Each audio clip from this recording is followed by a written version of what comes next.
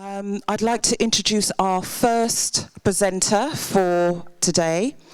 Mike George is what I describe as a modern-day mystic, whose roles include best-selling author, spiritual teacher, mentor, and facilitator.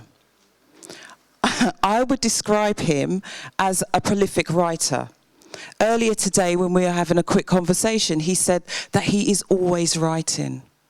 His books include Don't Get Mad, Get Wise, The 7 Ahas of Enlightened Souls, In the Light of Meditation, Learn to Find Inner Peace, and 1001 Meditations, 1001 Ways to Relax. I have to say that I was so inspired by his books that it was only yesterday that I realized I had 2 copies of the same book with different covers by Mike George on myself that I thought were 2 different books. That was how good his stuff is. I hadn't even realized. I'd love you to give a warm round of applause to Mike George.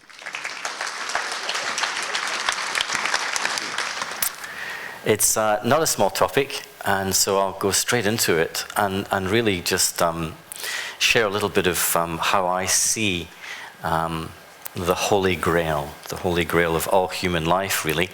It sits behind everything that we do, everything we desire, everywhere we go, everything we acquire is really motivated by the search, the never-ending, eternal search for happiness. And I think because of the context this afternoon, it's useful just to start by sharing my own perspective in that happiness is primarily a state of spiritual being. It's a state of being where I'm aware of myself as spiritual, or maybe I should say spirit is better. That sounds easy in theory, easy in words, but it's not so easy in the day-to-day, moment-to-moment life where we're faced not so much with spiritual experience, but we're having to deal with very, very challenging physical experiences. Work, play, travel, money, bills, all the external things that crowd into our life.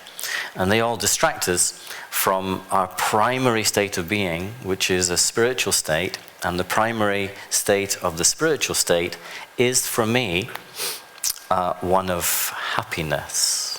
However, we tend to use that word in many different ways, in many different instances, to describe many different experiences. And maybe not experiences, but insperiences. So to set the ground, for me, happiness is a state of being, and it's a state of being that I will feel. However, when we start talking about our feelings, then we start using words to describe what we feel, and everyone uses words in different ways, and every word has a different meaning for a different person. So it's quite a difficult topic to actually talk about to someone else. And so for me, as I look at my feelings, if I explore my feelings when I've been happy, when I am happy, I notice I'm starting to use different words to describe different feelings in my happy state. And for me, there are 3 primary feelings that I feel when I'm in a happy state. And when I look into those feelings, I go in with my question, and I'm going to share some questions with you today that you can take away and you can play with that may help you explore your feelings. But when I look into these feelings, then I'm left with the question, what is it that is sustaining this particular feeling? And for me, there are 3 primary feelings. They kind of fit together as a matrix in my states of happiness. And the first one, and see if this works for you, see if I can invoke this as I speak about it, see if you can invoke from your own inner state of being this feeling. And the first feeling is the feeling of contentment. For me, this is the deepest form of happiness.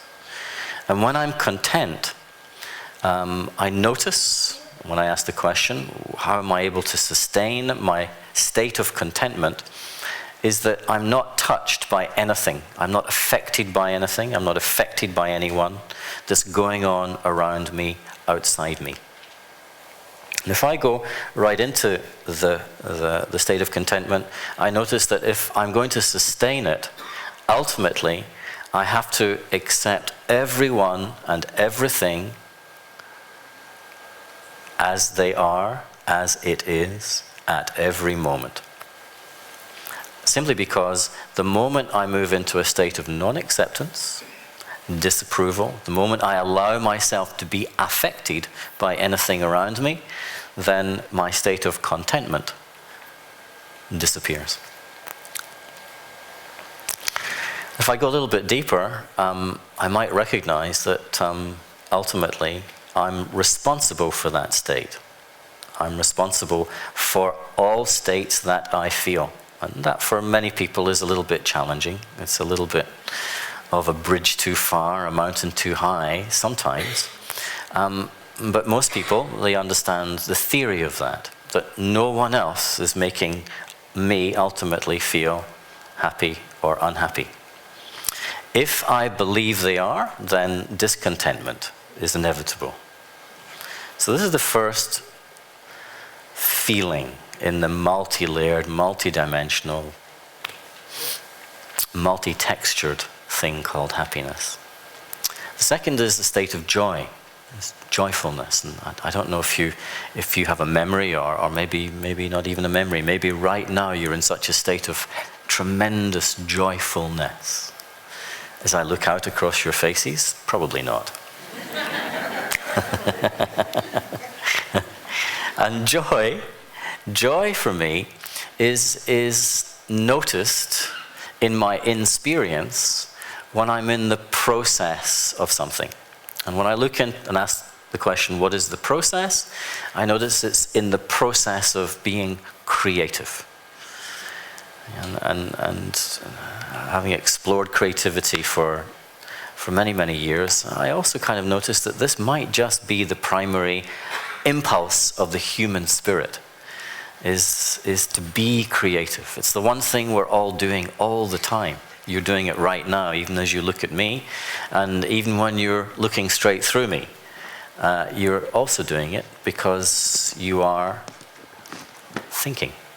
And you think, and therefore you create.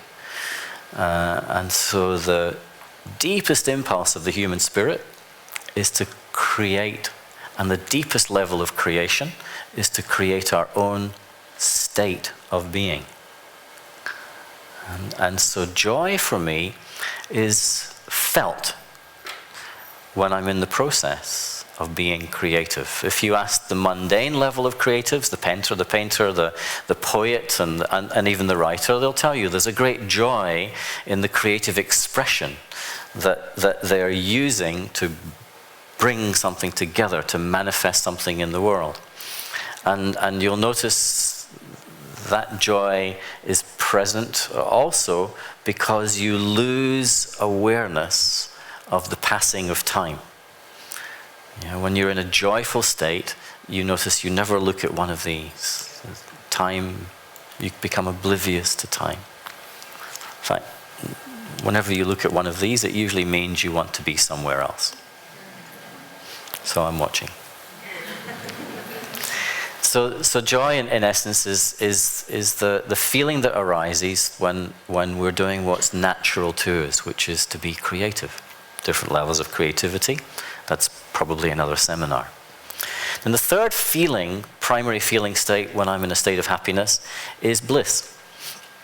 And I don't mean blissed out as in on some drug or having had a few too many, but I don't know if you've ever noticed in the summer, I always like to watch starlings in the summer, and you look out into the forest, and the starlings, they're flying, the young ones are flying, and they're squeaking, they're squealing with just this tremendous blissfulness, and it's as though you can almost hear it in their squeals and their squeaks, because they're learning to fly, yes, but they're actually experiencing this tremendous freedom.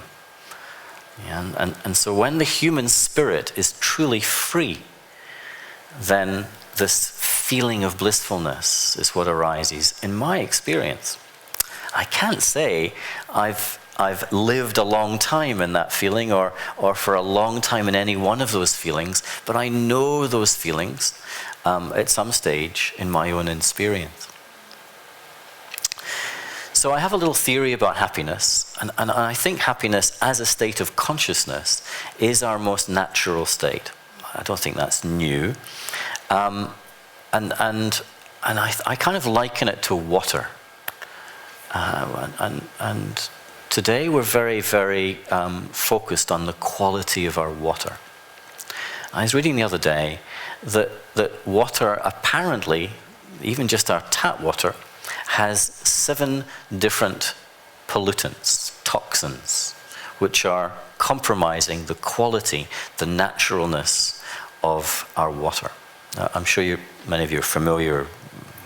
I think it's chlorine and fluoride and pharmaceutical drugs that are in there somewhere, and there's even radioactive materials if you look closely enough, and there's heavy metals and so on. And so we're very conscious nowadays about the quality of our water and an attempt to restore our water to its most natural, cleanest, purest state. We spend a lot of money on purification. And so as I look into my consciousness, my sense is that it's as if we all, like water, start pure. Just like that water that falls from the clouds, it's pure, natural H2O. And then as soon as it hits the ground, it starts to be polluted by what's in the ground, what's in the environment. And I sense for us it's similar with our consciousness, is that our natural state is pure, like water. Free of all toxin, free of all compromised by nothing.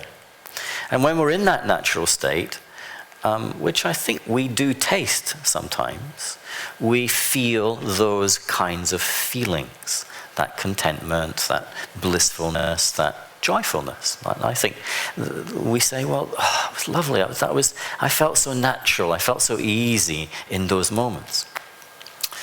And then like water, I think for me what happens is that there are specific toxins that get into our consciousness, which compromise our naturalness, our purity, and therefore compromise our feelings. And as I look into my own consciousness, and we can only do this for ourselves, and no one else can do this. This is the whole principle of awakening spiritually or changing my state of being, is that I have to see for myself. I have to look in and see what's going on for myself. All the words up here, all the gurus, the seminars, the books, none of them can do it for us, can do it for me. I have to really look inside and see. As I look inside and see, I see a variety of different toxins which are compromising the purity, the quality of me, actually, of me. Because consciousness is not separate from me. It is what I am. Take a moment to be aware, and I noticed I am the one who is being conscious. I am consciousness. And I sense that over time, these toxins have crept in.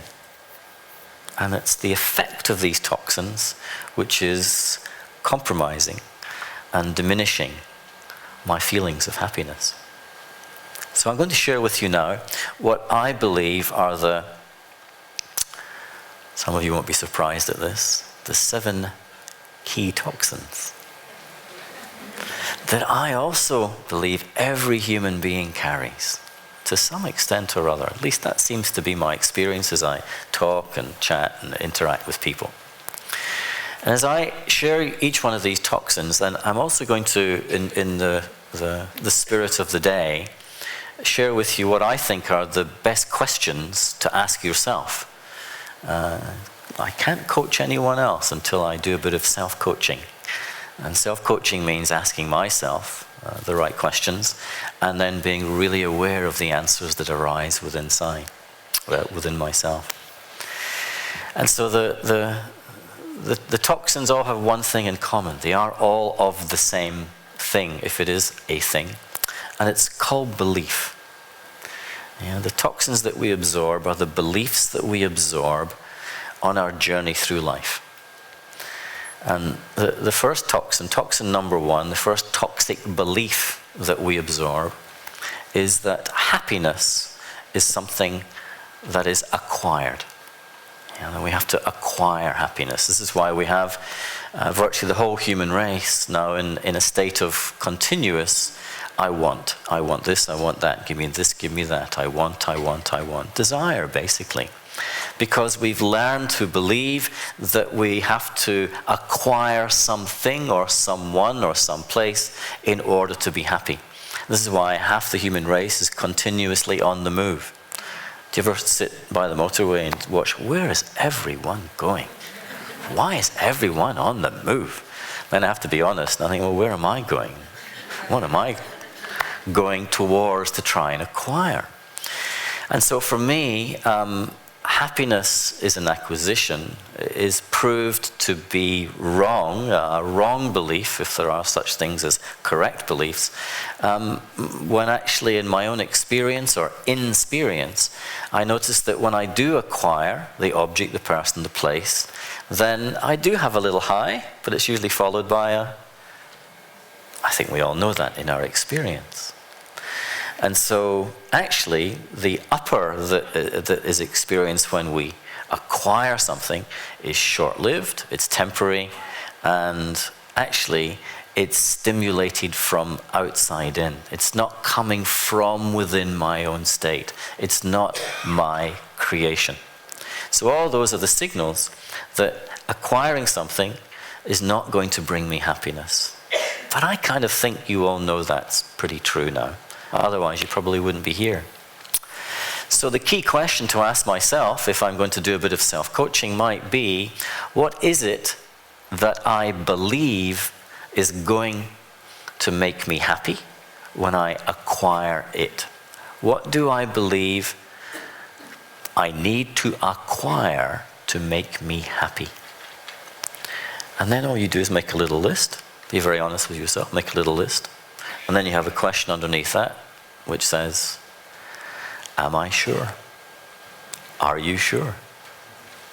And then if you live in the question, if you live in that, in your consciousness, you might also come to a realized conclusion.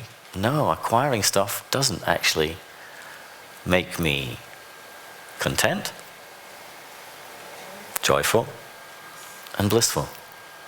It does the opposite if I'm really aware of my feelings. Toxic belief number two is that happiness is an achievement.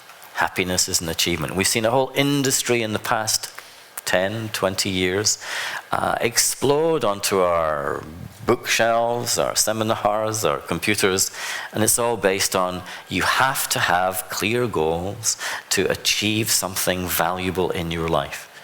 And so the whole process of goal setting is driven by the belief that I need to achieve my goals before I can be happy.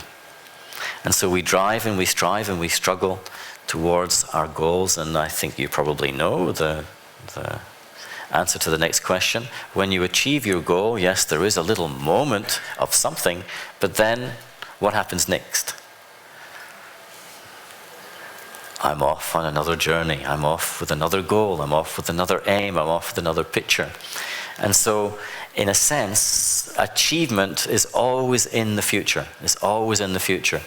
And I think we have the happiness of Guru, the Guru of happiness here, the happiness of Guru. The Guru of happiness here today is going to tell us exactly why happiness is not in the future. But I think you already know, happiness can only be now. Can only be now. So this belief creeps in, and it has us struggling and striving and delaying our happiness for, well, maybe a whole lifetime. So the question to ask myself is, What is it that I believe I need to achieve in order to be happy? Make a list. What do I need? What do I believe I need to achieve in order to be happy? Little list, and then ask myself, reflect for a moment, look deeply. Are you sure? Am I sure this is what's going to make me happy? Toxic belief number 3, in my experience, definitely my life experience to this point, is that happiness equals excitement. And we learn this when we're very young, when mum and dad take us to the first circus or the first football match, and they look down and they say, isn't this exciting? Aren't you happy and excited? I'm so happy and excited. And we look, oh, this is exciting, isn't it? I'm happy and excited. And in this moment, we absorb the toxin that excitement equals happiness. And it's as much a linguistic thing. It's when we get all our feelings and words and meanings, they all get mixed up. And so for the rest of our life, many of us believe that we have to be excited in order to feel happy. There is a thrill, there is a high, but we then call that happiness. But if I take a moment to reflect, I notice that excitement is what happens in the kettle when the water boils. The molecules are agitated. And if I really reflect for a moment, is agitation, is that happiness? Am I happy when I'm agitated? I don't think so. I think happiness for a human being is not agitation, excitement. It is this contented state and this natural flow of joy into the world. So, the self-coaching question to try and help me free myself from the toxin, this particular toxin, is what is it I believe I need to make me excited that brings me happiness? What is it that I believe that makes me excited and brings me happiness? Make a list. Are you sure? Am I sure?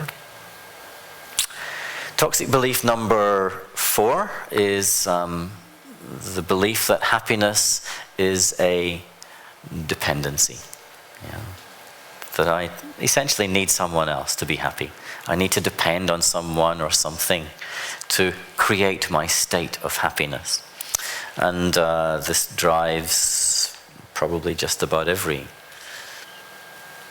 dating site, marketing department, magazine, romantic section of the bookstore, is the whole idea that I need someone else. I need to be dependent before I can be happy in myself. And again, I think it's pretty obvious that actually when you become dependent on anything or anyone, anywhere, anytime, then all dependency leads to some form of addiction. And addiction, whether it is to a person or a place, is always going to bring me not happiness, but some kind of unhappiness. It's always going to sabotage my state, my feeling state inside. So the self-coaching question here is, what do I believe I need to be dependent on to make me happy? Who do I believe I need to be dependent on to make me happy? Who am I dependent on that I believe makes me happy? Is that true? Is that true? Are you sure? And then toxic belief number 5 is happiness is an attachment. Happiness is an attachment. And I guess this kind of underpins most of these beliefs because they all come into some level of attachment or other. But if you walk any spiritual path, if you take any spiritual philosophy or spiritual wisdom, just about everyone will say you cannot be happy if you're attached to anything. And the reason basically is the F word, not that word. Where there's attachment, there must be some fear. Fear of loss, fear of damage. And so if I notice when I'm attached to anything, and this is such an important area of self-awareness, the moment I become attached to anything, I create some form of fear, tension, anxiety, worry, whatever word you want to put to it. And it's good to put words to these feelings that I have. And I'll notice that when I'm scared, am I happy? I don't think so. I think when I'm scared, I'm sabotaging my happiness. But that's a problem because the other toxic belief that sits underneath that still has its power, and that power is, it's not me that's making me unhappy, it's them, it's someone else. Toxic belief number 6 is happiness is relief from pain. Happiness is relief from pain. Oh, the toothache is gone, I'm so happy. Yeah. And so we call these moments happiness, but actually it's not real happiness, it's just relief. And when I am relieved of some suffering or some pain, then it's a mistake to believe, to call that feeling happiness. Then if I do that, then I'm always waiting for some relief to feel happy. And then I go searching for something to relieve my suffering, my pain, at whatever level that may be. And then toxic belief number 7 is maybe the most prevalent, most powerful. Happiness is success.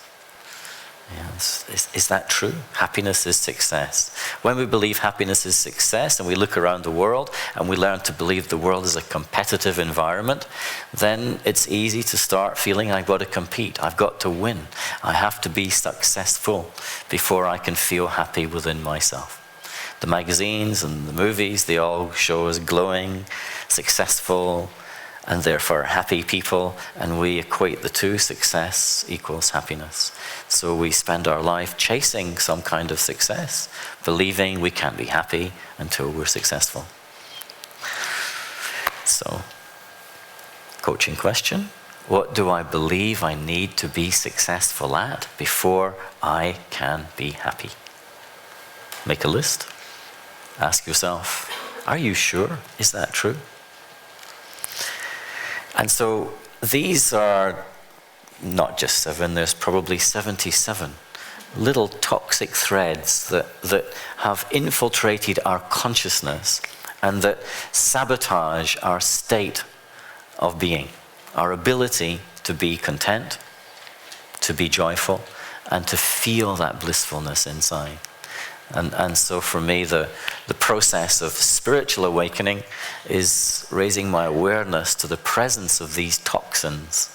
And just like we spend a lot of time and energy purifying our water, I need to free myself, purify my consciousness from these little beliefs.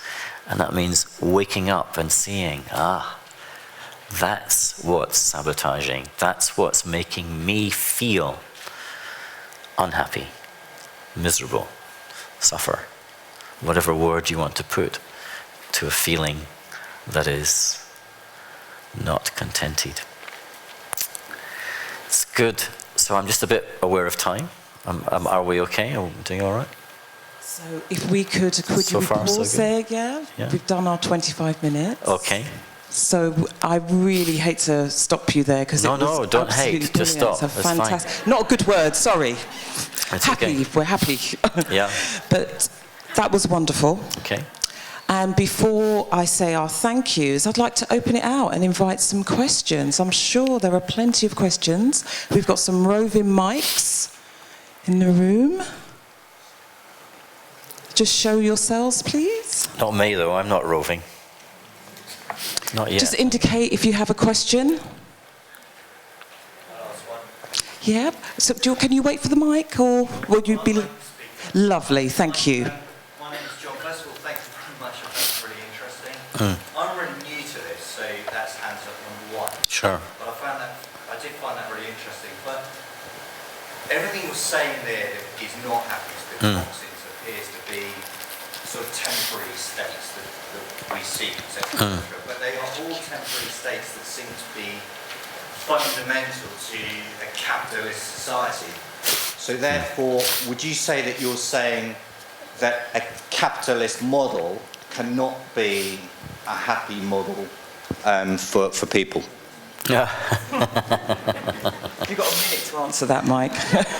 Thank you.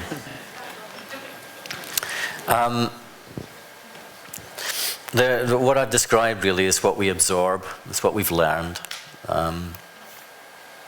It's not really coming from a particular political state or a particular paradigm that is being created by others outside.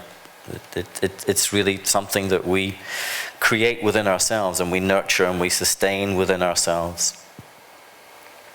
I learn it, and if I learn anything, I can unlearn it. So really what you're asking is, can I unlearn these toxic beliefs and still live in the world as you see it? And my answer to that would be yes, for sure. Is that your state of consciousness is not dependent on the current paradigm, political or otherwise, around you. And if you look in the past 10 or 15 years, you've seen more and more people realizing that. Is that I can live in the paradigm, I can play the game of the paradigm, and when you wake up spiritually, you realize it really is just a game. And I can live in that, and I can awaken within that, and be free of that, free of not needing to bow down to it, to pay tribute to it, to buy into it. And it is possible. But there's the big but. I need to do my inner work first. I need to wake up first within myself. And to do that, I have to let go of everything around me for a while. Is to not even think about what they're doing, what the model is, what the paradigm is, what the politics is. I've got to let go of all of that for a little while at least, and restore a different way of seeing, a different way of being from inside out. And then when you do that, then when you look outside, the world looks like a very different place. Thank you. Can we take another question?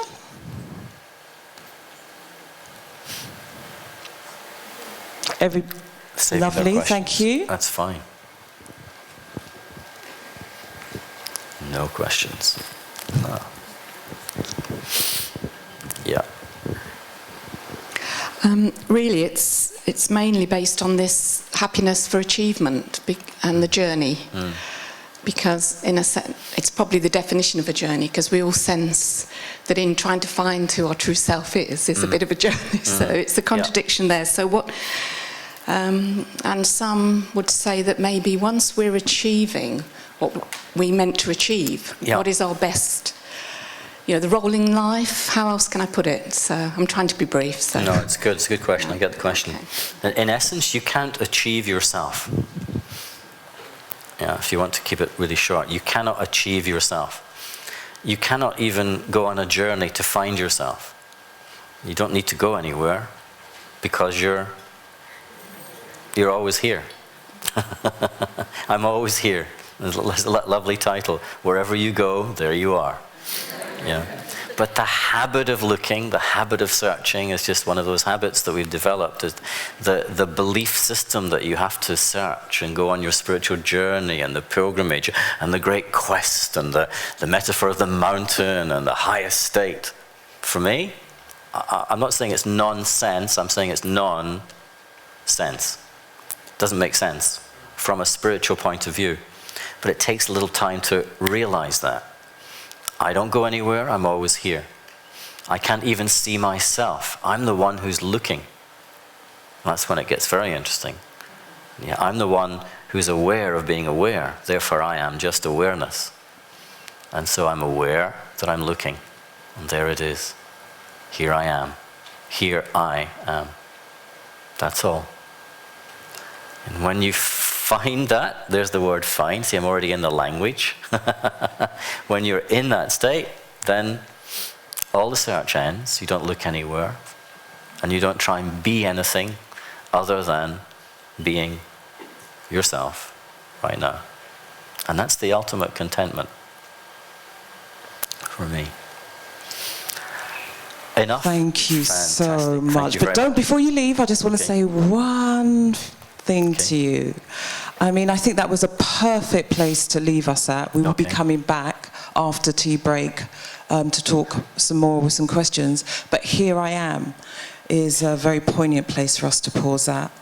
And I wanted to thank you for your ability to take an issue that has, as you described, multi-layered dimensions, and complexity, and bring, a bit like the water in the glass that you're holding, crystal clear clarity in terms of how you break things down, the metaphors, the images, the examples that you use, and really help us to really allow this whole big issue about happiness to sit with us, and just the great 6 key toxins and the self-coaching questions that you've shared with us in such a short time. Thank you so Pleasure. much, Mike Thank George. You. Thanks a lot. Thank you. Thank you. Thank you.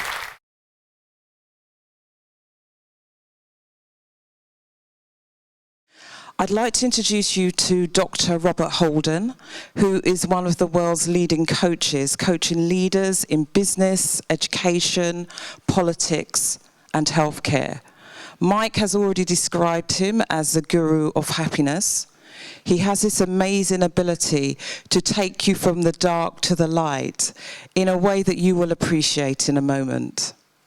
In 1995, Dr. Holden was responsible for starting up the Happiness Project. And before I even met him, I'd watched the programme on happiness that he did with the BBC and QED, and was really kind of, you know, he was a pioneer before we really went into the language of happiness in the way that we are talking about it now. The key happiness signature programs are the 8-week happiness course, Coaching Happiness, and Success Intelligence. Robert is a well-loved, well-established speaker and has shared the screen with the likes of Oprah, Wayne Dyer, Deepak Chopra, Ken Blanchard, Paul McKenna, so many people to mention. He has an impressive range of books, including Happiness Now, Shift Happens, Success Intelligence, Be Happy, and his latest publication, Lovability.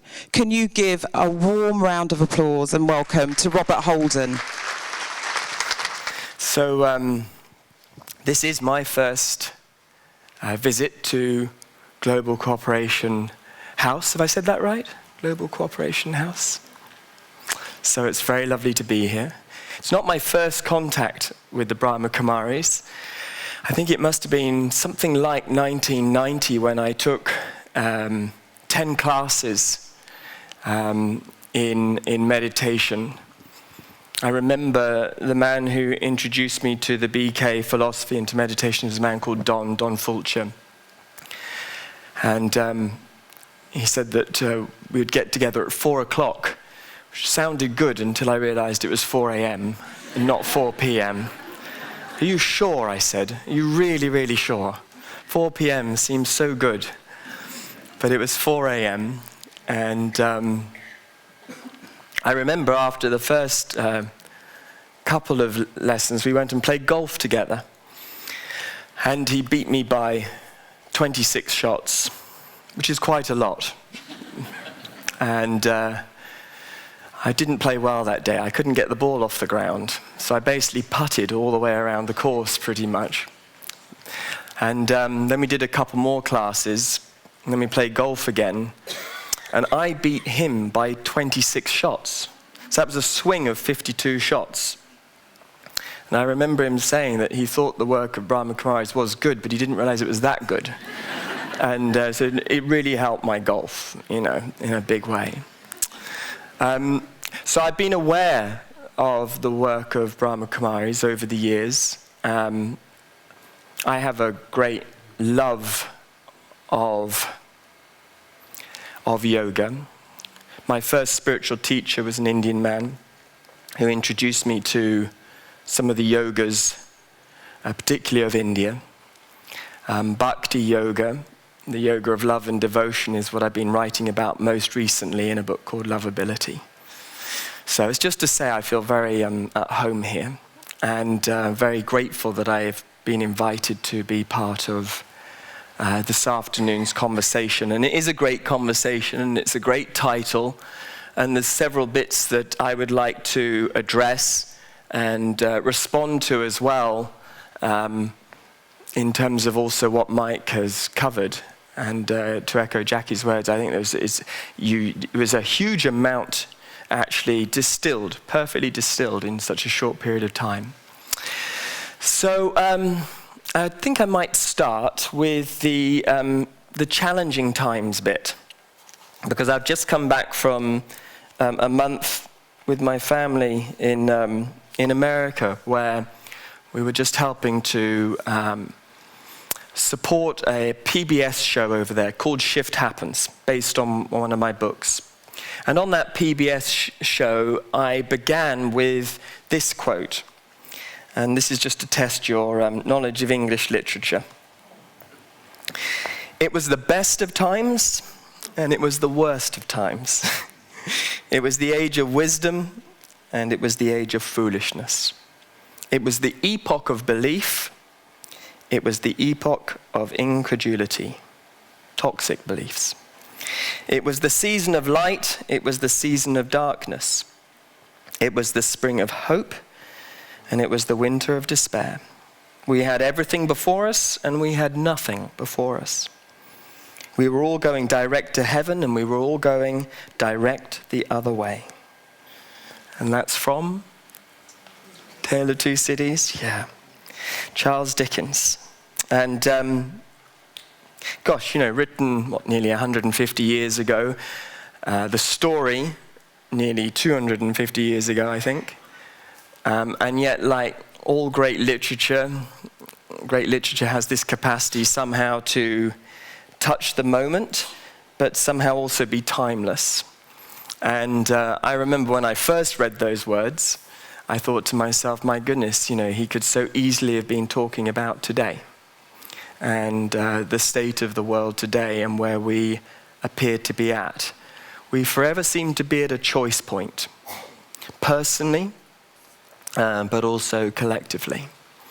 So I just want to acknowledge that I think, it seems that there are always challenging times. It seems to be part of the journey, part of the human journey, that we do face challenges. Right now, I think we are experiencing what I call the death of normal. Just when we thought we knew what normal is, it isn't that way anymore. And we are being asked to grow and evolve, perhaps faster than ever before. I don't mind that we're mourning the death of normal, because I don't think the normal that was normal actually served so many people that well. I think it's time for a better normal. And there are so many wonderful things that haven't happened on this planet that could happen if we were to be more true to who we are and we had the courage to really go for it and show up in the world in a way that we really can. So, against the backdrop of the challenging times, we have the challenge of happiness and how to be happy. So on that note, I thought I might, in an effort to, just like Mike did, just to explore terms. And it is important to do this. Running the Happiness Project, one of the things I learned really early on is just because we're using the same word, it doesn't mean we're talking about the same thing. And I think it's really helpful to be able to just sit and as Mike said, not just think about, but actually feel contentment, joy, bliss, pleasure, satisfaction. What does all of this really mean? How does this really touch us? And within all of this, what is the real happiness? So this is something that I wrote a few years ago, and I called it The Big Happiness. And I'll often share this when I'm running the 8-week program, often at the beginning of the 8-week program. And here's how it goes. I am interested in the big happiness that is with me now. A happiness that is bigger than my name, a happiness that is bigger than your name, a happiness we share and that is the same. I follow the way of the big happiness that is with me wherever I go, a happiness that is my guide, a happiness that is my light, a happiness that sees me through the day and night.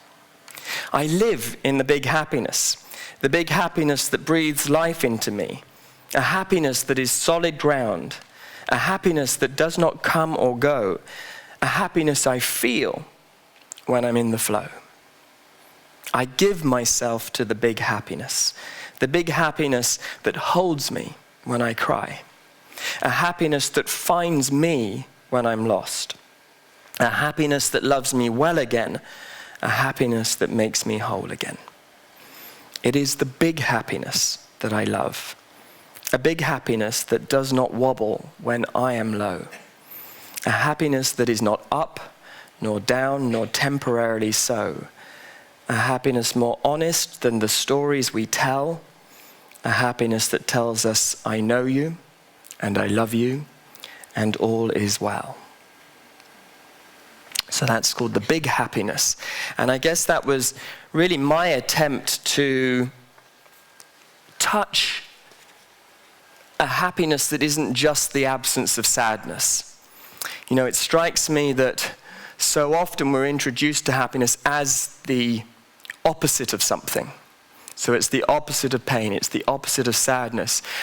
And yet I felt that duality, which seems to be one of the keynotes of the consciousness of humanity, we seem to divide everything up. There is an essential oneness that exists before and after duality. And I feel there is a happiness that is somehow not the absence of sadness. There is a happiness that actually helps us to handle our sadness, that helps us to handle our pain. And I think that's the happiness I've been most interested in. And it's not pleasure. Pleasure is a happiness of the senses, which is a wonderful, lovely thing. But too much pleasure usually leads to a headache of one description or another. So there's an opposite. It's not satisfaction, because satisfaction usually is the type of happiness that comes from a because, for all of the reasons that Mike's outlined, and another 70 more. There's a happiness that is what I like to refer to as an unreasonable happiness. And this unreasonable happiness doesn't seem to need a reason.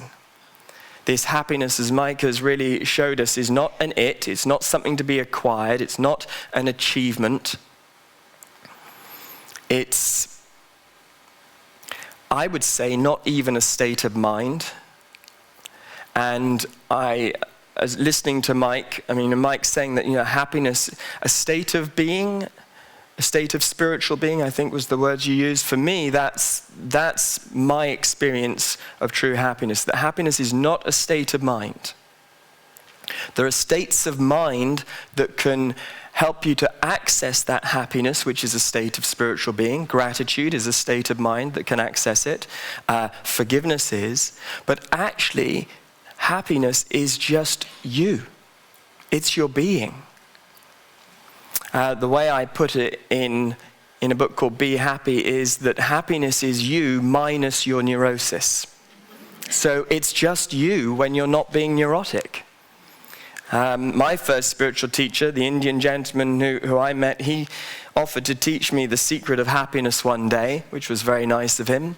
So I said, yes, what is it? And this was a long time ago now, but he said the secret to happiness is to know that you're already happy. And I remember saying to him, God, that's fabulous. That's such good news. Why don't I feel it?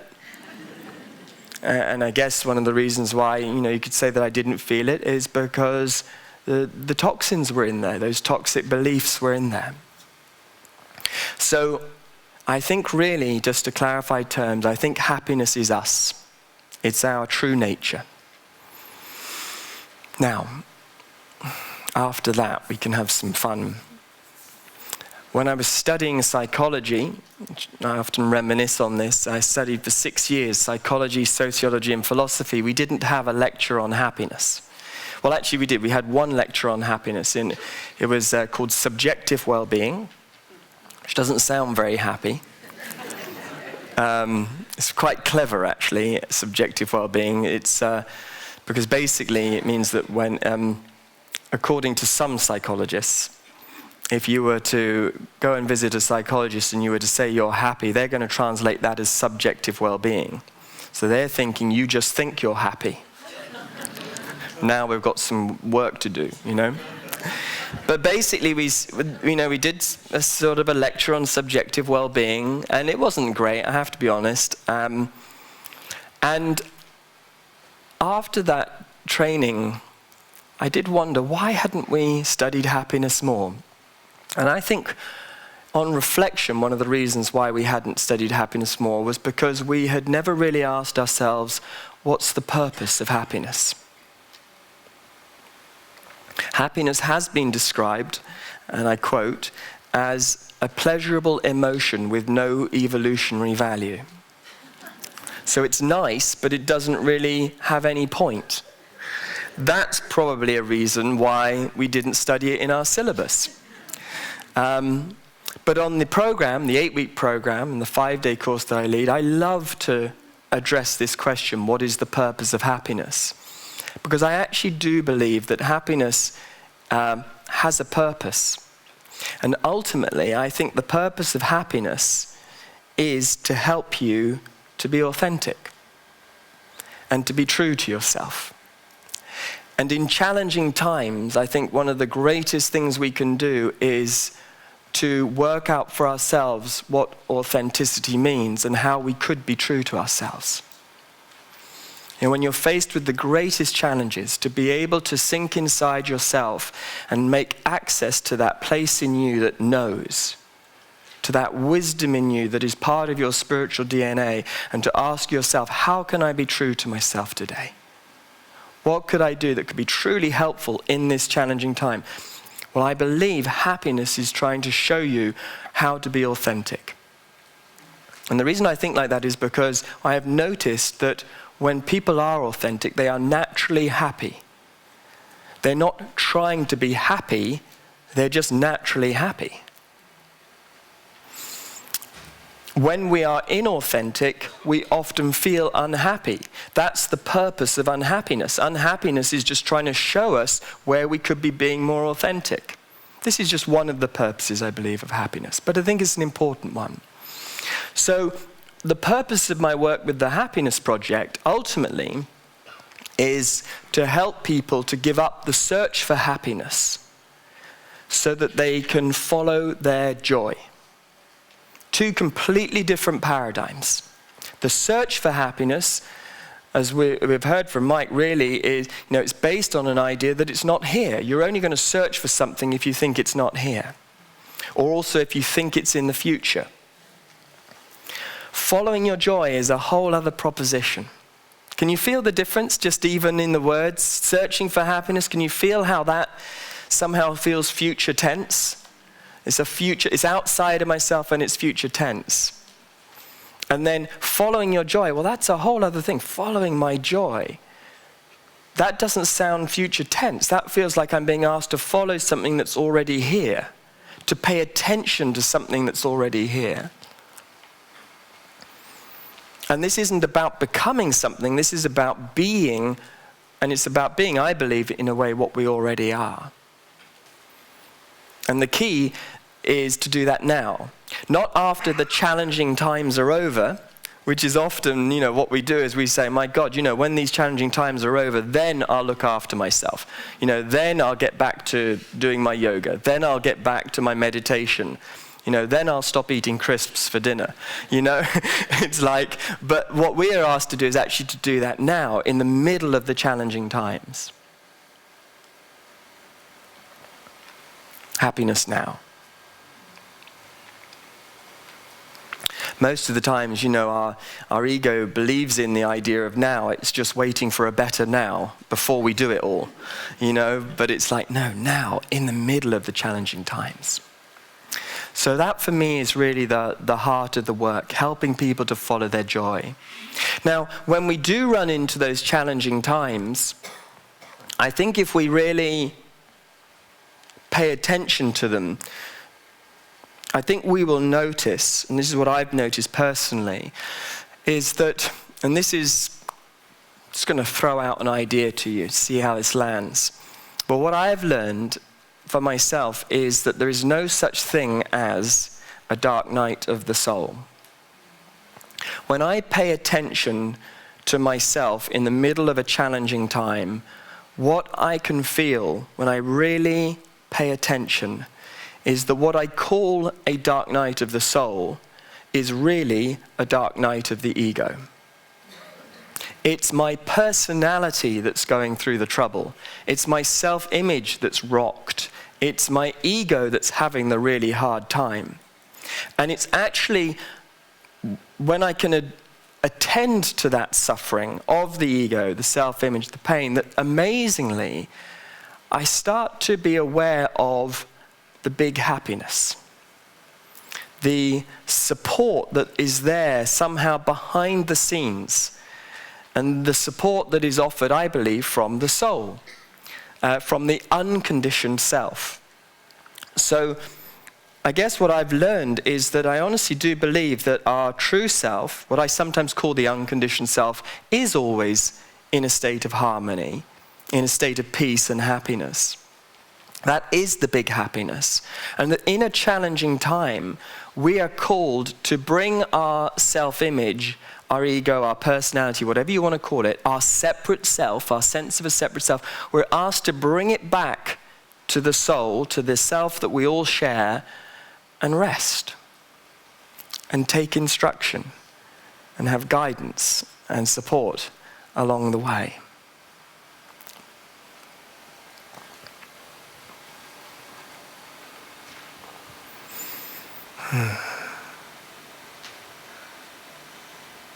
And when we do that, then maybe we don't fight those challenging times in quite the same way. I mean, everybody's had their fair share of challenging times. And what's awkward about a challenging time is that the one you're in now often feels like the one you're not going to get through. But what I would say is that who you think you are won't be able to get through that challenging time. But who you really are can and will. And often in challenging times, we are asked to come back to ourselves and to be able to challenging times are asking us to let go of those toxic beliefs. They're asking us to let go of who we think we are so that we can access the truth of who we really are.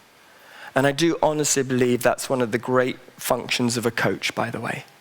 A coach is somebody who is not fooled by your appearance. You know, you've been telling them for an hour that you're stuck. And they're tempted to believe you, but they're not going to. Because they know that it could only be the ego that's stuck, the self-image that's stuck. You've been telling your coach for an hour that you've tried everything. And it almost sounds true. Partly because you believe it, but it would only be the self-image that's tried everything. There's a lot more to try beyond that. Another thing that I think is quite important to consider in challenging times is something that I'm going to draw from my study of a book called A Course in Miracles. How many of you have come across A Course in Miracles? Okay, I've been a student of A Course in Miracles for about 20 years, which means that I've done the lessons daily for 20 years. A Course in Miracles is a psycho-spiritual text and offers a psycho-spiritual approach to life, which seems to be really the age we're in, where more and more great teachings are encouraging us not to try to do everything by psychology alone, but to blend psychology and spirituality. And in A Course in Miracles, there's a line which I think is pretty good, worth an inquiry. And the line is, beware of the temptation to perceive yourself as unfairly treated.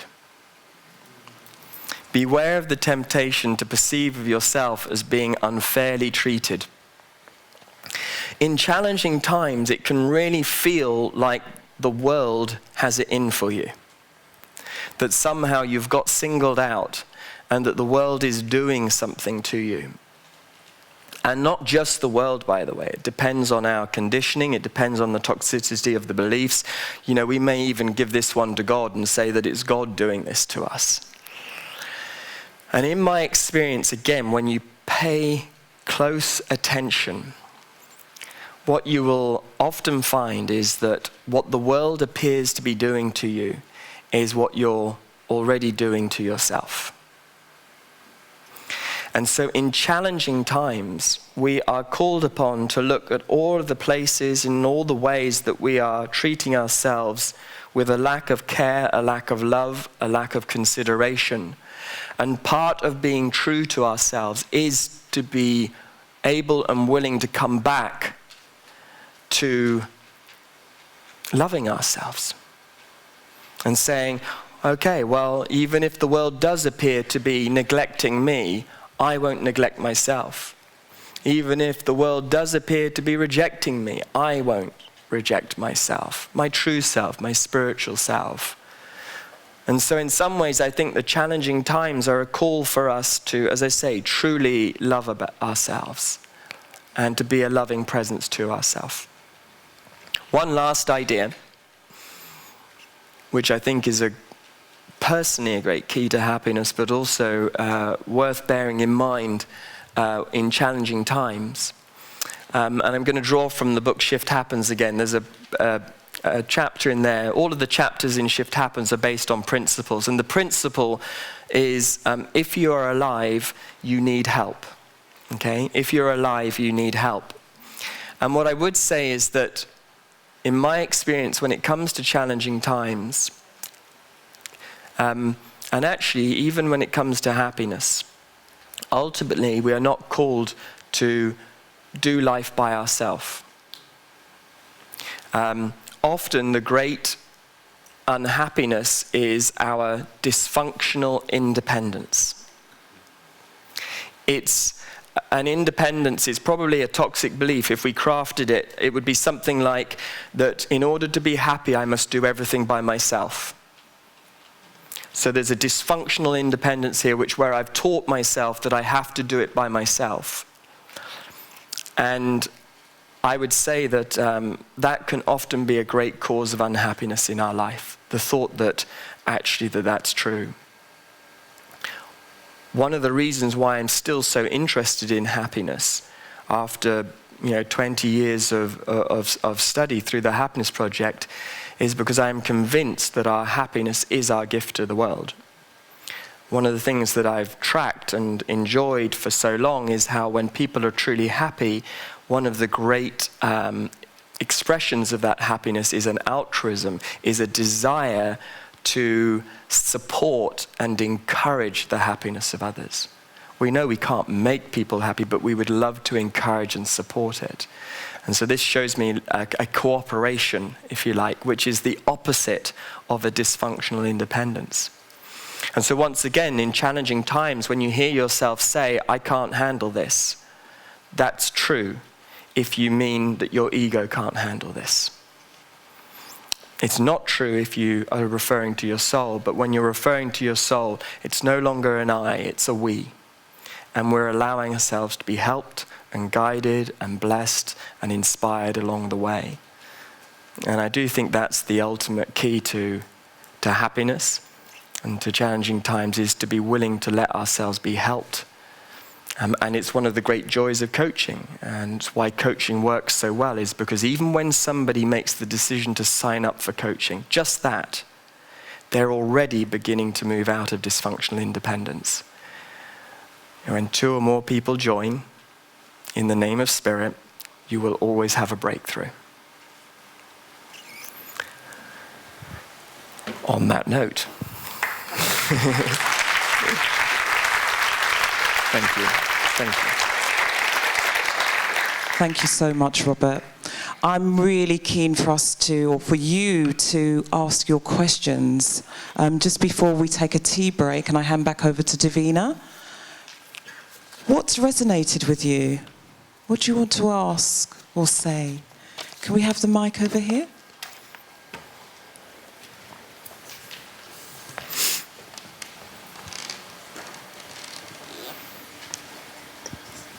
Hi. Hi, Robert. Hi. Thank you. I follow you, so I really enjoyed your talk. On Facebook? on Hay House. Oh, on the Hay and House. Oh, cool. I Can Do It conference. Oh, great. Yeah, thank but you. I wanted to ask you, what do you think is the purpose of the ego? I mean, why do we experience the ego? Yeah, my gosh.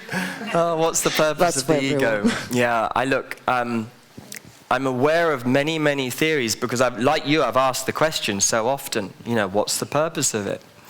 And the honest truth is I'm not sure. Really, I'm not sure what the purpose of it is. I know that some of the theories that are out there, it's a little bit like, what's the purpose of adolescence? It's like, it strikes me that it might be a phase we're going through.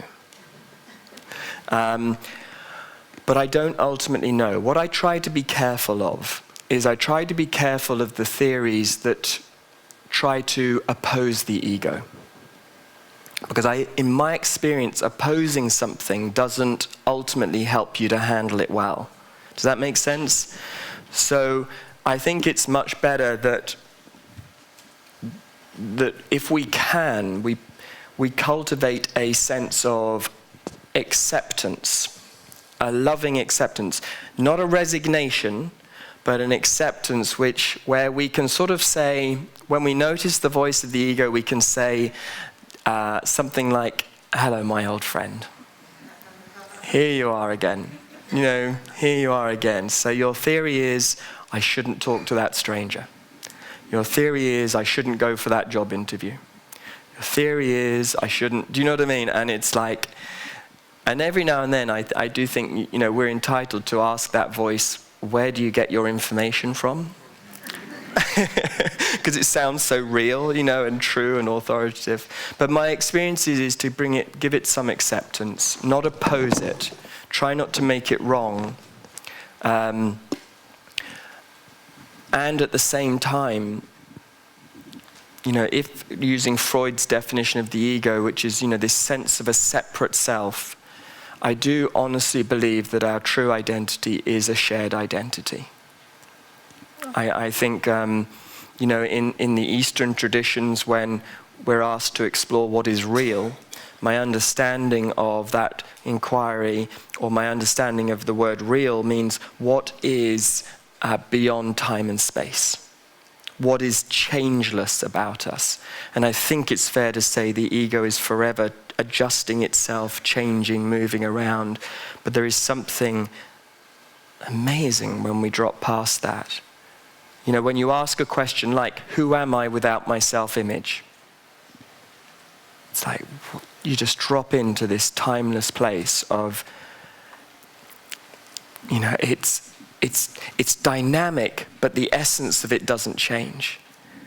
That place in us beyond the self-image, it's not monotone, it's not just one note. There are many notes, and there are many colors, and it's vibrant and fabulous and wonderful. It's interesting because it's not the excitement, it's not that, but it's got a dynamism to it. And yet somehow you get a feeling that it's constant and it's been there forever. Whereas this self-image at best can only last as long as this body, can't it? So it's that thing of, who am I without that self-image? So in a nutshell, I think don't oppose it, give it some love, and just keep coming back to that shared identity. Yeah, nice one. Yeah. Thank you.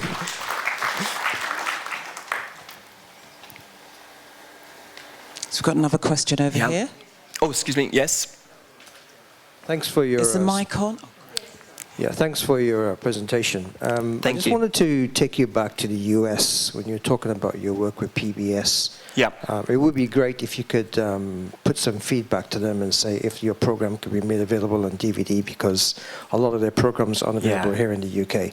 Yeah. But anyway, my question to you is, we're in a state in the US in particular where it's a real paradox, because there was a recent BBC program highlighting the millions of children who are actually living below the poverty line in the US. Yeah. So it's kind of ironic, because in the speech that you've just given, you talk about the coach-coachee relationship and the benefit of altruism. Yes. So how did you put that across to Americans? Because, I mean, America is a very individualistic society, but is Yes. actually crying out for the exact opposite. So how did you actually handle that in your presentation, in your program?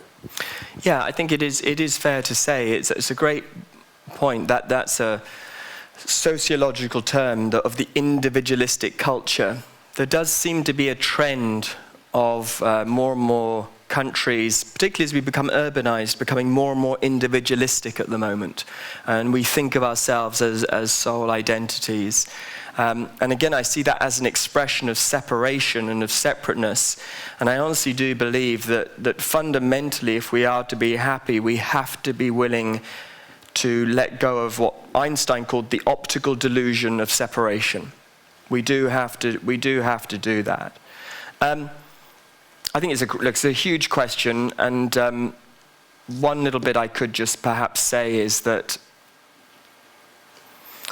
you can try and create a culture that celebrates positivity, achievement, strong, successful images. But if we aren't fundamentally interested in the happiness of each other, we will probably end up creating a culture that is heavily dependent on antidepressants to get through the day. Even though we're achieving a lot and being successful and looking good and making it happen and everything else, we'll need some of those antidepressants to get us through the day. And I would say, fundamentally, not just America, but every country ultimately, I think, is called to address the question of real happiness, because I do believe ultimately when you really, really touch that feeling of true happiness, after that it just does become your great joy to support the happiness of others. I really do believe that. And for that reason, we would be so happy, it's like we would be so happy that we wouldn't want somebody to live homeless tonight. Do you see what I mean? Our happiness just wouldn't allow that to happen. It would, because and I believe the real reason for this is because the closer you get to real happiness, the more and more obvious it is to me that what you're really talking about actually probably isn't happiness, it's love. Okay. Thank you so. I'm sort of hearing is it a supplementary, or can we hold it till we come back for the questions after? Well, it was, the question was, I wonder whether, you talked about true happiness, and very interesting, whether that is really the aim of our lives, because there are events like in the Second World War where people were parachuted into occupied territory. Now, I don't think they were doing it because to make them happy. They were doing it for some other purpose, maybe for justice, or maybe to fight an injustice. And I just wonder whether you could compare the sort of this, what they were doing, which I don't think they were being happy about, or they might have been, I don't know, and what you're saying, true happiness. I think there can be a conflict. Can I invite us to sit with that over break? It's a good question, isn't it? Should we have a little break? Can we sit with it, and then we will definitely have more time when we come back. And you may have something that you want to say yourself and Mike. Perhaps. Yeah. Yeah. Maybe if we could ask you to restate the question at the beginning of the. Yeah. I hope we can do that. Yeah. Thank you. All right. So before you go, I just want to say to you, Robert, Jackie, I am so delighted that you accepted the invitation to come to the Brahma Kumaris to speak. I want to thank you for your ability to just show up, for your ability to be a loving presence of kindness, generosity, wisdom and insight. I feel like we've gone from going into the ocean, really going underneath and like coming up for air and just seeing what's there, in terms of just reminding us that it is all about returning back to ourselves for who we are. Can you thank Robert Holden? Thank you. That's You're lovely. brilliant. Thank you. Thank you.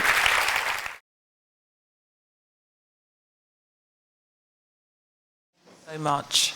And welcome back. I hope you all had a lovely tea, and I hope that more questions have percolated and are emerging for our guest speakers today.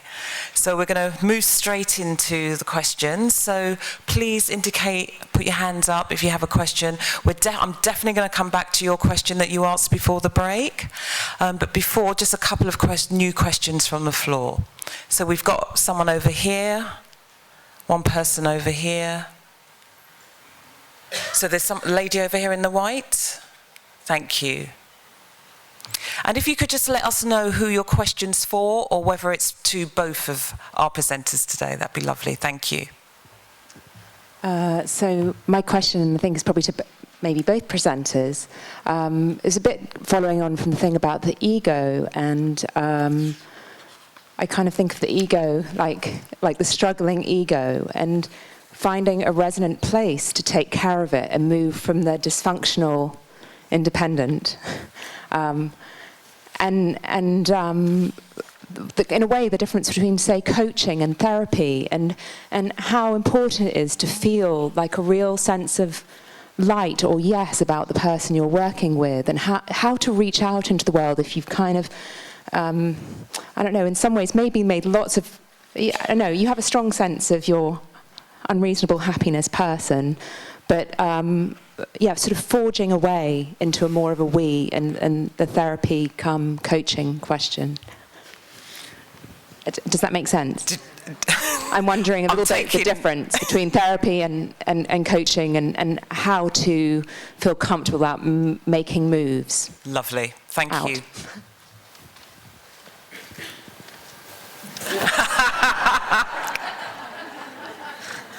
You said you understood it. Yeah, well, it's good when you do that bit first, isn't it? It's like you do it second, it just doesn't look so good, you know?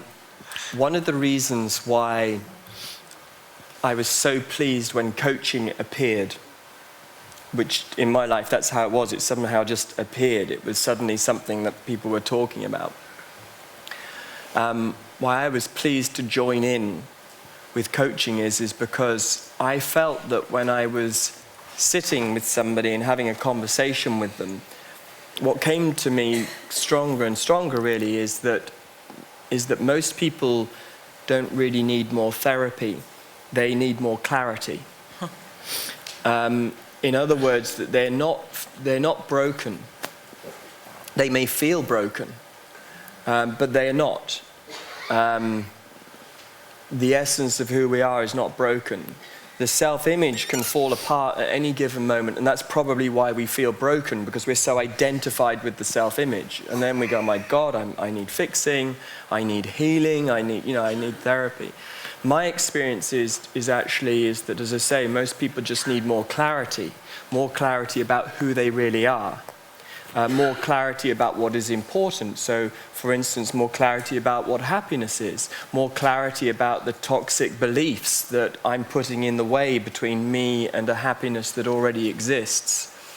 That experience of greater clarity is incredibly therapeutic, and therefore can feel very healing.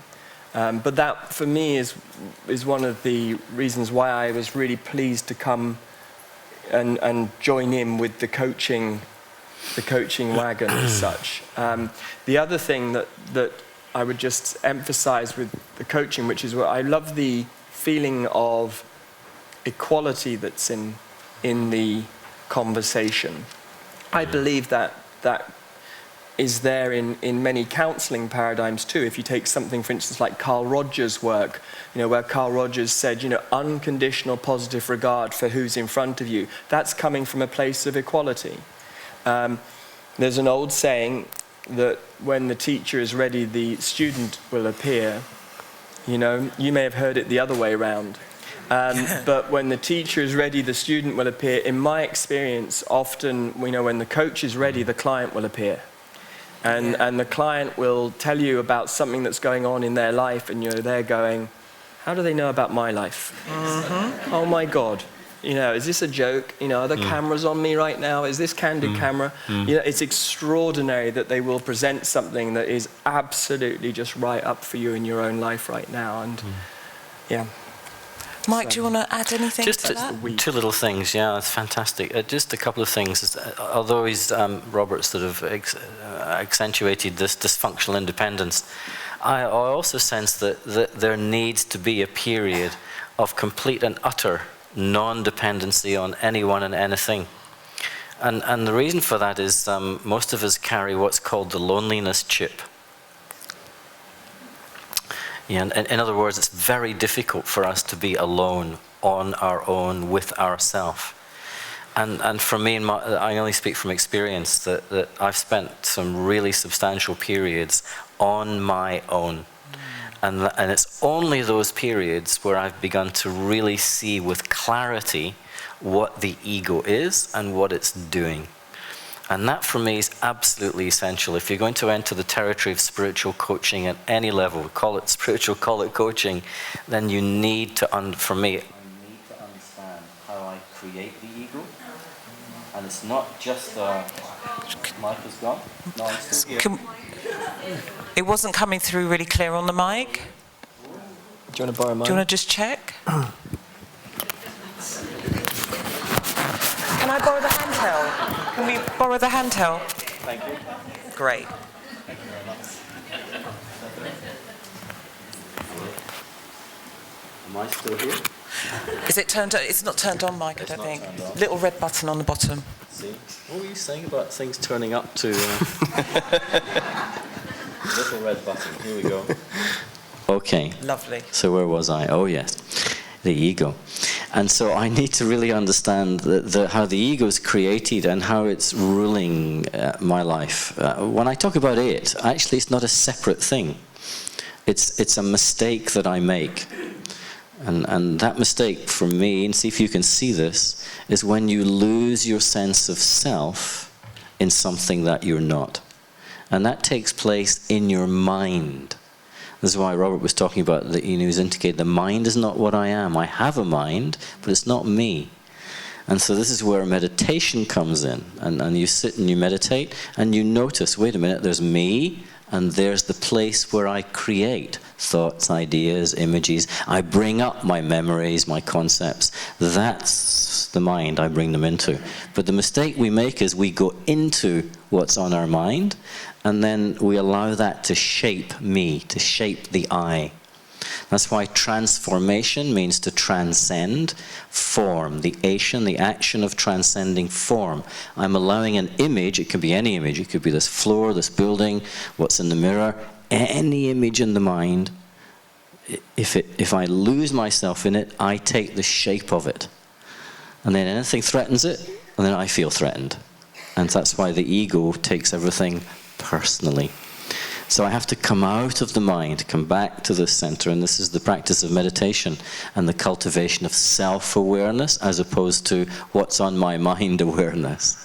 And I've really got to get that before I can help someone out of that. And that's the essence of spiritual coaching, is getting someone back to their center, to their self. But they have to help them see how they're losing themselves. Hundreds of times every day we do this, but we're not aware that we're doing it. So how can I become more aware? Yeah. Meditation, contemplation, these are the practices on my own. There has to be some time, not all the time, not forever. And just to finish, because the essence of the spiritual journey, which I always remind myself of, I come naked and I go naked. I come naked and I go naked. So get ready to be naked. Thank you. Great question. Anyone over this side? Any questions? Lovely, thank you.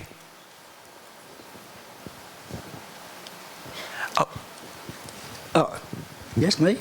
In a moment. Yeah. If I rephrase the question, what I was getting at is that there are some things. I was given the instance of the special operations where they parachuted people into occupied territory in the Second World War. Now, they volunteered. They weren't actually conscripted. So they volunteered to do something that was very dangerous, could have led to torture, could have led to all sorts of things. And I wondered if, where does the happiness come in? There might be a higher sort of thing than happiness. It might have been that they were thinking of injustice or some other notion. I don't think the happiness was in their mind when they were doing that. And I just wondered, what you think, both of you, what you think of that idea that people were doing things not because they want to be happy, they were doing it for other reasons. I suppose in there's also that idea of how could happiness be present in those kinds of situations.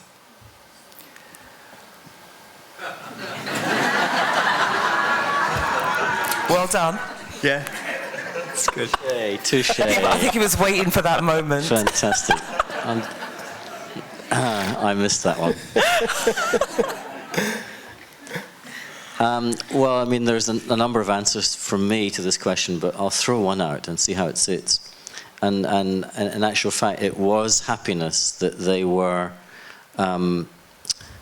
fighting for the right term or protecting. I don't think it really matters, because the motive that those souls had at that time was they believed that they were fighting for the freedom of their country, their people, or whatever.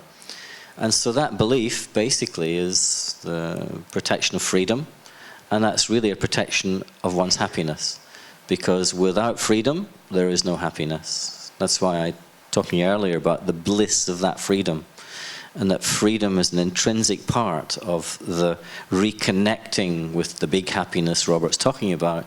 But the real freedom has nothing to do with the world outside. The real freedom is that inner freedom where you are attached and dependent on nothing and no one ever. And to get to that state, it doesn't require a war.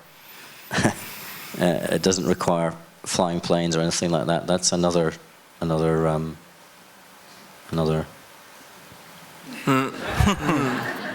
Thank you. Can I just quickly grab a question from the gentleman in the brown shirt before we wrap up? Thank you. Thank you. This refers to what Robert said towards the end of his talk. You said when you are in challenging situation or times, you say, I can't handle it on my own, yeah?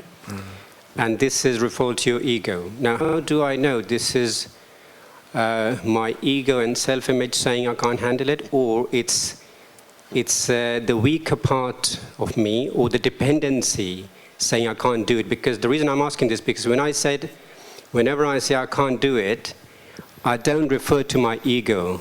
I say I don't know everything, so I don't know particularly this thing, so I can't handle it. And how would I know? Is my ego and self-image saying I can't do it, or the weaker part of me saying, I can't do it or I can't handle it? Does that make sense? Or? Yeah, I mean, Thank you. I think one of the reasons why we are even interested to go on a spiritual path is because we are aware of what we appear not to know. We're running around in a life, busy trying to make it happen, and there's a few bases we haven't covered yet. Like, who am I, for a start? Be pretty good to know, it's pretty good to know that sort of question when you're filling out a job description or going on a dating site or whatever, who am I? I mean, we feel incredibly compromised often by a question like that. And I think we often will go on a spiritual path, not least to see if we can find out a bit more of who we really are, and we pay attention to ourselves.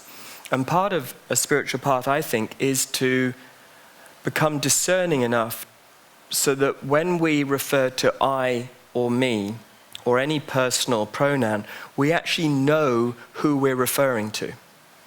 So when I say, for instance, I'm not good enough, which self just said that? Really, is that the self that was created by the divine that just said that? Is that the self that creation created? Or is that my self-image that's just saying, I just don't feel good enough today? Or another really good one, I'm not ready. Who just said that? You know, and you know, we pay attention, we find there's this self that's always getting ready. And it's forever getting ready. And it's been getting ready for a really long time. But when we pay attention to ourselves, we become aware there's this other self that's saying, we're ready. We're really ready, actually. You know, it's like any time you like, we've been ready from the beginning. And it's like, I think it's just paying attention to ourselves, really. It's not there's not what I would call an intellectual answer to the question. It would just be to say, sit, be present, bring that desire to know the true self, and then you start to become discerning, you know. And I mean, for instance, you know, as a student of A Course of Miracles, I noticed, and the Course of Miracles helped me to see that often the ego, it's often a fearful response. I'm afraid that I'm not ready. I'm afraid I'm not good enough. But also that other voice has more of the qualities of love about it and peacefulness about it. Thank you. So I'm just wondering, we have to wrap up now. So our final question to our presenters today is, what are your 3 tips for flourishing in challenging times, to be happy and to be able to navigate our way through these challenging times? And I'm just wondering, Robert, if you've actually said your 3, which is, you know, to be present, to be discerning. No, he's not getting away with it. Oh, he's not getting away with it. I'm kind of keeping an eye on the time. So nearly. I tried. You did. Nice You gave me try. such a great get out there, because of course I was going to say yes. So we've got 30 seconds. 30 seconds. Yeah. All right, 30 seconds. Bum, bum, bum, bum, bum. Number 1, have a daily spiritual practice. Yep. Nothing for me, you can't get around that one. It's have a practice where you take time to be with yourself. Number 2, life doesn't happen to you, it happens for you. So work with it. Work with it. Whatever's happening right now, however challenging it is, work with it. And number 3 would be read one of Mike's books to help you out. And we know what's coming next, don't we? 30 seconds, Mike. Thank you, Robert. We don't do business here. Nice try. Yeah, for me, meditation, absolutely every day, not once or twice a year. And meditation is stroke reflection, really, that if you can combine the 2. And then the second, an aphorism is, what's in the way is the way. Yeah. What's in the way is the way. So ask yourself every day, what's in the way? And you'll find that ultimately there are no challenges. Nothing will challenge you. Ultimately. The next program, maybe by the next program in 10 years. And final one? From experience. And the final one is what I call pass on. And this is connecting with what Robert was talking about, is supporting another, is find a way to share what you're realizing, find a way to give, basically, because our whole consciousness is conditioned to gimme, gimme, get, want, keep. It's just like, that's how we've been programmed, I've been programmed. And I've spent 30 years freeing myself from that programming. And one of the ways is give, is pass on. Something you realize, something you have at some level of energy. It doesn't have to be the deepest wisdom. Just find somewhere every day to give something. And it loosens this habit of wanting to bring the world to me all the time. So I don't know, it might be useful for I want to say what stunning tips. Thank you, because that is exactly what you have both done today. Thank you so much to Mike George and to Robert Holden.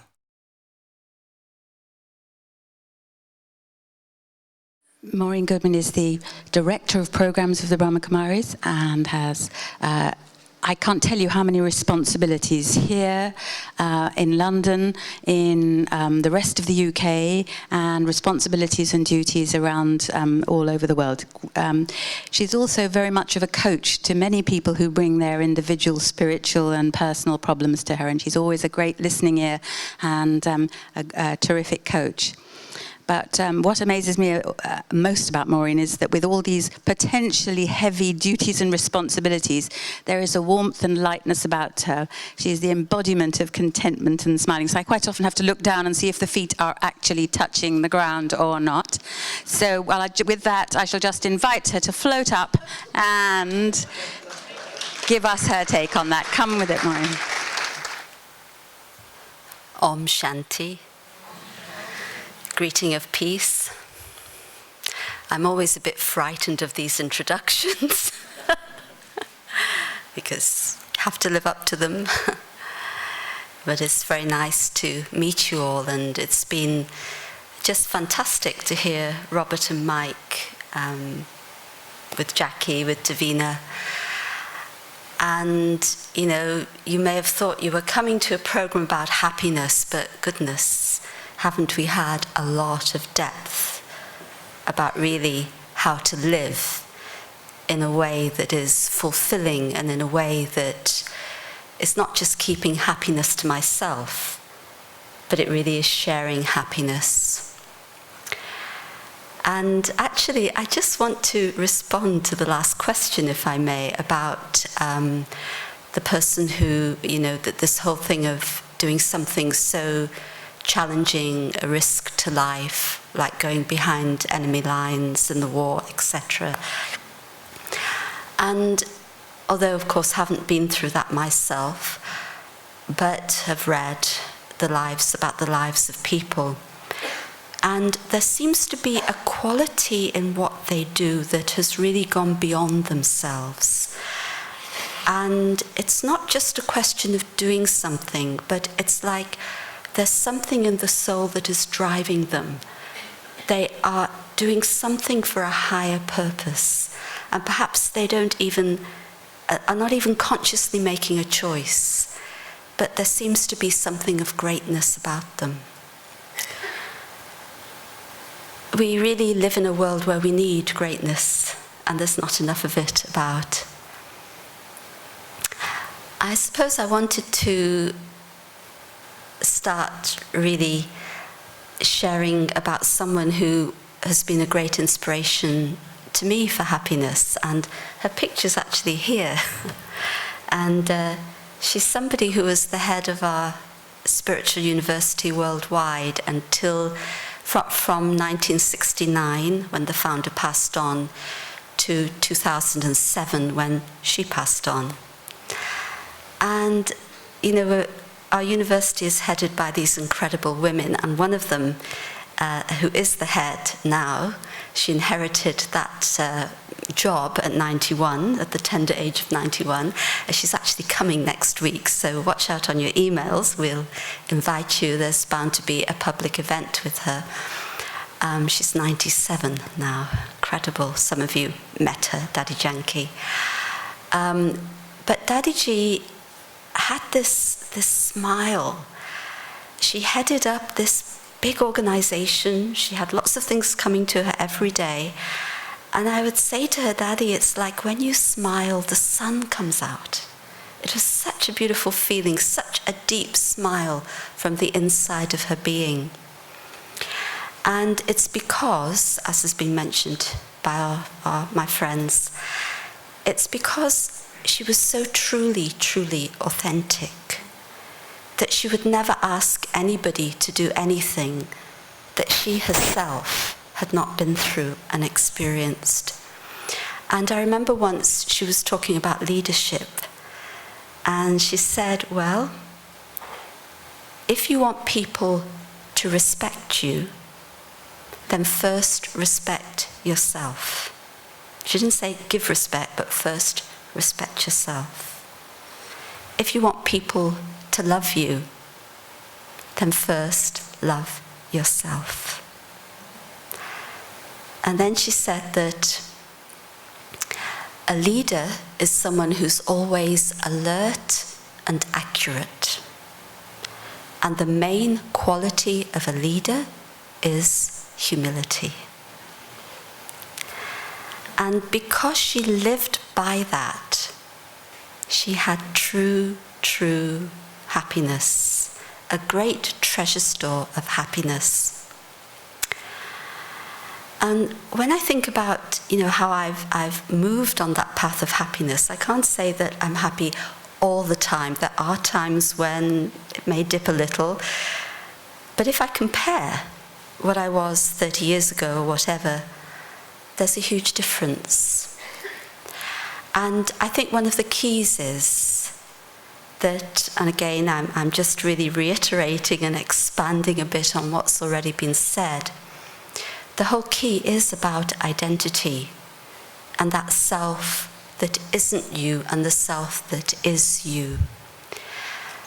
And when we get into that false self, the ego, it's very much connected with what's happening around me, the relationships, and in particular, the roles that I play. How many roles do you play in life in one day? You're a mother, you're a teacher, you're an employee, you're a consumer, whatever. Many, many, many roles. And the problem comes is when we identify with the roles and there's all the baggage of expectation that goes with them and the seeking of approval and everything else.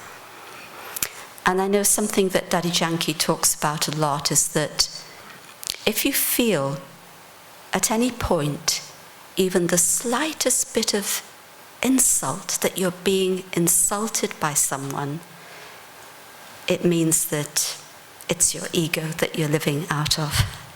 And in fact, there's a quote which I'm sure some of you have heard me quote before, which I love from Daddy. She said, well, it's a lack of wisdom to think that the one who praises you is your friend and the one who insults you is your enemy. Is that what your happiness is based on? Think about it. The one who praises me can manipulate me. I love praise. Don't we all love praise? It's a big trap. The one who insults me is my best teacher. And, the question, what's the purpose of the ego? Well, the only purpose I can see of it is that it's there to protect my weaknesses, my negativities, my vices. In other words, it justifies them all. Well, you had to get a bit angry because. So that's my ego. It protects the negativity inside. And one of the best definitions of ego I've heard is from another one of these elder sisters. And she said once, and she's very humble, it's like she doesn't even know what ego is. I mean, how lucky. And she said, ego means go. So that's a good one. I'm going to say that to my ego. Go. Big E, get out. Or maybe, but order it with love, as Robert told us, not with hatred or anger. Ego. Nice, lovely ego. Off you go. So this thing of identity, and if you think about it, this whole thing of getting stuck in your identity is really what creates conflict, is what creates sorrow, which is what ultimately creates war. My territory, my religion, and I loved what was shared. We belong to each other. We're not little islands living separately. Yes, we need solitude at times, but that's not how we're meant to live. So this whole thing of identity, very important to come back to the true identity of the soul, of the being. And those of you who come here regularly will know that we talk a lot about this. Not just talk about it, we practice it. This is the foundation of our meditation practice. That I'm a soul, I'm light, I'm not my body. And if you say you're not your body, it means I'm not the roles, I'm not the baggage, I am me. I am that being which has treasures within. My original qualities of peace, of love, of joy, of wisdom, of power. And, again echoing what's been said, I don't think it's possible to have happiness without love. And this is another thing that's so important. It's the miracle of happiness. That happiness increases when you give it away. You know, normally if you give away something, then you may have less of it, but not with happiness. When you give happiness, when you share happiness, it increases for you. And this also brings us to the transformative power of happiness. You know, it isn't just for the self. And of course, we've been given many methods, what interferes, what it really is. But it actually is something that can transform an atmosphere and can transform situations. And, you know, when you walk into this house, I hope you feel the peace in the atmosphere, the happiness in the atmosphere. And it's because this is what we practice, this is what we share with each other. Yeah, it could be somebody has an off day at times. I don't want you to think that we're all perfect. Maybe by next week, not by this week. But there's that practice of sharing happiness. And I agree totally that you can only share happiness in this moment now. You can't make it a thing of the future because you're already into expectations, you'll already get into disappointment. I remember somebody asking me, they said, well, you know, I was sitting in the meditation room and I had a wonderful experience. I connected with God. It was so beautiful. So the next day, I went to sit in the meditation room at the same time, in the same spot, with the same shawl around me, and nothing happened. I said, well, what were you expecting? And then, of course, said, well, it's not about what you do. It's not about where you are. It's not about what you expect. It's not about what happened yesterday. It's not about what you'd like to happen in 10 minutes' time. It's about being here, present with yourself now. And so sharing an atmosphere of happiness actually enables others to begin to see solutions to their problems. And I've really experienced this. When you're with people, you know, and often I do have the situation, of course, where people will come to me and something has upset them, and they're coming, you know, with a story, or they're coming with a few tears or whatever. And I know I've moved in this, because at first I used to think that I had to fix everybody's problems. Anybody else like that? You know, I've got to, you know, it's so great. Now, of course, what you're doing, you're using them to make yourself feel good. If I fix their problems, they'll like me, you know, and I'll be happy. This whole thing of feeding the ego with the approval, you know, that disease of people-pleasing, it takes very subtle forms, very royal golden forms. I think I'm doing good, but I'm actually serving myself. So I used to think I could fix everybody's problems, which of course I couldn't. And if you try to do that, you just make them dependent on you, which is totally hopeless for them and for you. But now I've understood. Listen, stay calm, stay happy. Don't start to get miserable with them, because then you've got two people miserable. Again, I remember a story from Daddy Janki, and she was somewhere, and there was a woman at the back of the room, and she was obviously quite depressed, and Daddy was her usual, you know, very effervescent self. And then finally this woman burst out and said, "What right have you to be so happy when I'm so miserable?" And Daddy just paused, and Daddy said to her, "Well, if I also become unhappy, who would there be to bring you happiness?" And that just turned her mind around, and she started on an upward path out of her sorrow. So sharing that presence of happiness, it doesn't mean saying, oh, I'm so happy that you're sad. No, of course not. But not losing your happiness, not giving it away. It's a treasure that give it away in the sense of that then you're sorrowful, but give it in the sense of it increases in the atmosphere. And I did have one very particular situation which was very amazing, and I've spoken of this before, but somebody a good friend, one of our sisters here, but also a very good friend, who passed away through cancer. And this is now must be about, I think it's probably about 15 years ago now. But that whole journey was a big lesson for me, because I was with her on the journey, really accompanying her.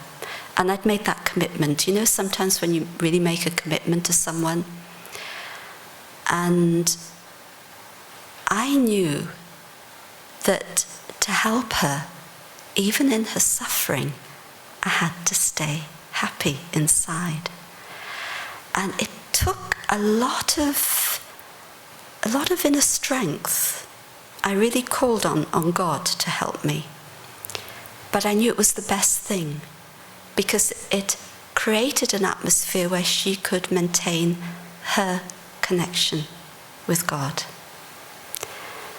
And these are times when, even when you think it's the most, it's a time of suffering, as is being said, maintain your calm, maintain that contentment, and you will really, truly be able to serve. And of course, to have the strength to stay happy, we need the connection. We need the connection with ourselves, as has been spoken of so much, and has also been alluded to, the connection with the divine. And, that I asked Daddy Janki this very question, actually, about handling things. I said to her, people say that whatever comes to you in life, we talk about the drama of life, whatever comes to you in life is only as much as you can handle. Is that right? And she said to me, no. As you would expect daddies to do. She said to me, no. She said, if that were true, what would be the meaning of God's help then? And that really opened up my intellect.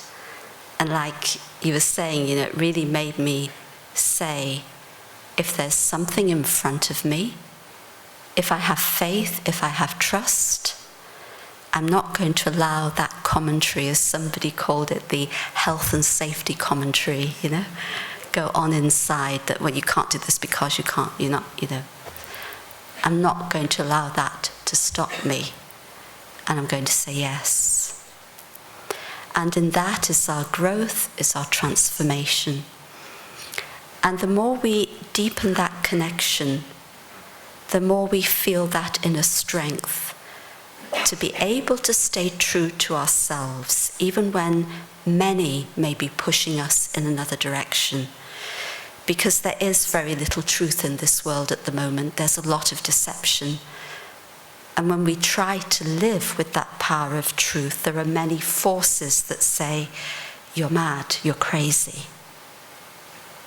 But I have to have that inner strength, because what other hope is there for ourselves and for humanity than that? So I agree with Robert and Mike completely. Daily practice of meditation, letting go of all other thoughts and connecting and emerging my original qualities and connecting with the source of peace, the source of love, the source of happiness. And it's when you start that practice, it's a little bit like igniting a spark. And as you practice daily And it has to be daily, as has been said, and not just once a day, twice a day. And I'm really sorry, Robert, but the best time is 4 a.m. in the morning. So if any of you want to come here at 4 a.m. tomorrow, welcome. But then we do have other timings too, so you're okay. But actually it's a time when there's no other activity, so the atmosphere is very, very conducive. But that special time to be with the divine, to be connected, it's a time to gain many treasures and many gifts from God.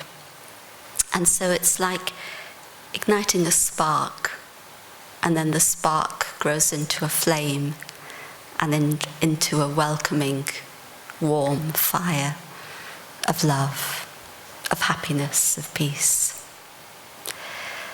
And I know we'll have some practice of meditation in a little while, won't we? So thank you for coming here with your sparks and your flames, and for the beautiful fire we're creating together. Om Shanti. Thank you.